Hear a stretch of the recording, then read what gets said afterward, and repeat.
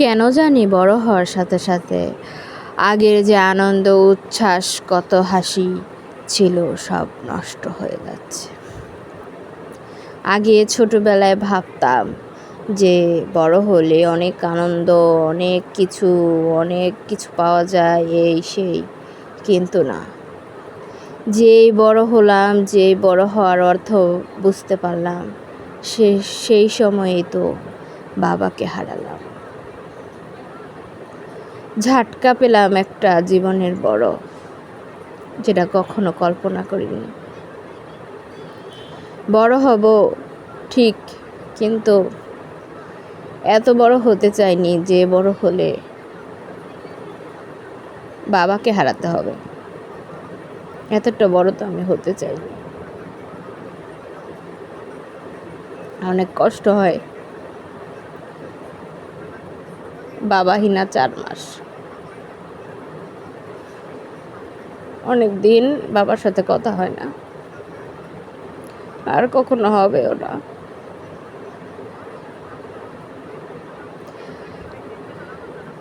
সব পাওয়ার মাঝে, সব কিছুর মাঝে কেন জানি কি জানি নেই হাহাকার। এত বড় তো হতে চাইনি যে বড় হলে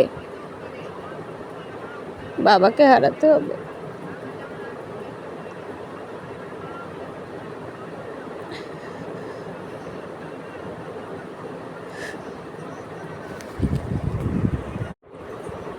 কেন জানি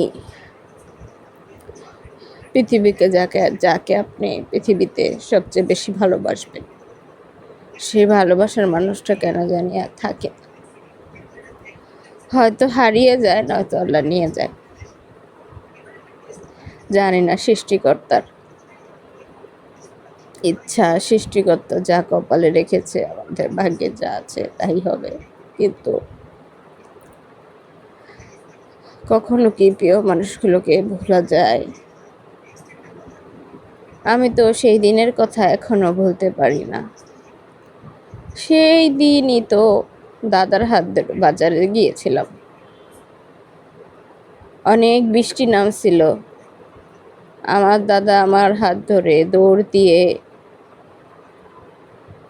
বাজারের কাছে আমার নানির বাড়ি ছিল, নানির বাড়ি চলে গেল।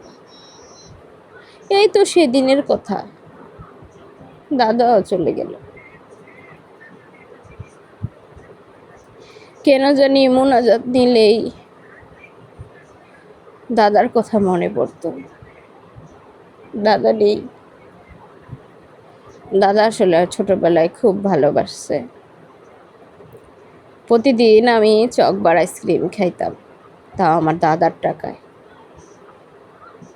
দাদা যদি কখনো চলে যাইতো তার কাজে শহরে, তখন সে আমার চকবার আইসক্রিম খাওয়ার টাকাটা দিয়ে তারপর যাইতো। কারণ ওই যে আমি কান্না করব, দাদা চলে গেছে, দাদা আমাকে আইসক্রিম কিনে দিল না। এই তো সেদিনের কথা। কেন জানি কত বছর হয়ে গেল,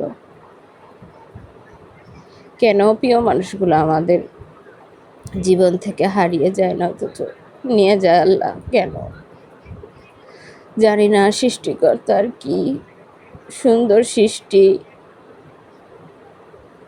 যার সৃষ্টি আছে তার শেষও আছে, তাই বোধ হয় সৃষ্টিকর্তা এমন করে।